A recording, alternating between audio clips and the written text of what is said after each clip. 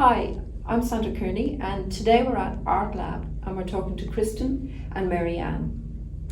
Well, Adelaide is a government-run institution, but people can bring their items in for us to look at them, to give people advice on how to look after them. So Mary-Anne and I are Textile Conservators, and we've been working here both on private and government collections for many years. So you might come in with a christening gown or a wedding dress or a sampler or a flag or a banner, and we can help you maybe understand it better because we might know more about it than you do. We can find out what you know about it because we often learn things as well, and then we give advice on how to look after things. So for textiles, I guess the biggest killers are light, insects and poor storage. Consistently that's what causes the damage.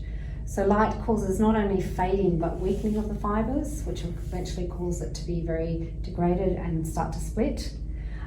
So that's definitely I would say, number one enemy to all textiles is light. Okay. Number two is insects, particularly anything that's sort of animal based. So any wool, feathers, fur have a really high risk of insect attack. We all know that. We get our jumper out after the end of winter. Oh look, miraculously there's holes. So they're something that you really have to provide protection for those animal based textiles. And are they often things like silverfish? No, well, that's the thing. Silverfish like paper. They like starch and paper, but they don't really eat textiles. They'll eat tissue paper, and sometimes they'll eat something if it's really heavily starched. But the big enemies for textiles are generally clothes moth and carpet beetle. They're the ones that are causing damage to your woolen items or feather, fur, whatever, anything that comes from an animal product.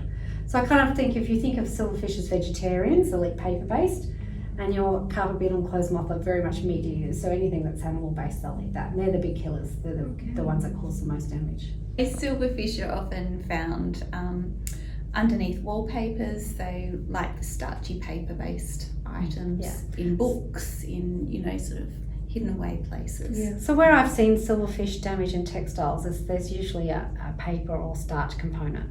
So like even silk, if it's attached to something with starch paste or starch like glues, that's where you'll see silverfish damage. But if silk by itself, they'll be like, bleh, and what's the best way for someone at home to prevent that? It's difficult because I think in the past we've used lots of insecticides, and the way they work is they're poisonous. So little animal, don't need much insecticide, but we're trying to reduce insecticide use everywhere in a home. So mostly these days it's providing physical protection. So for me, and over winter, for my jumpers, I put them in Ziploc bags, so an insect can't get in. But certainly for a historic textile, that's not so easy. So you'll be doing something like, okay, I've identified that it's high risk. I know that I've got an insect problem. Something like a cotton tablecloth, very low risk, don't need to worry. Jumpers, feather fur, high risk.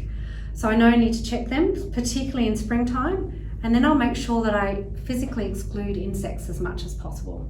So I wrap it both in tissue and then cotton, and then seal that really well. If it's a rolled thing, you tie the ends tightly, or if it's into a box or a suitcase, make sure that you've got lots of layers of the cotton around it.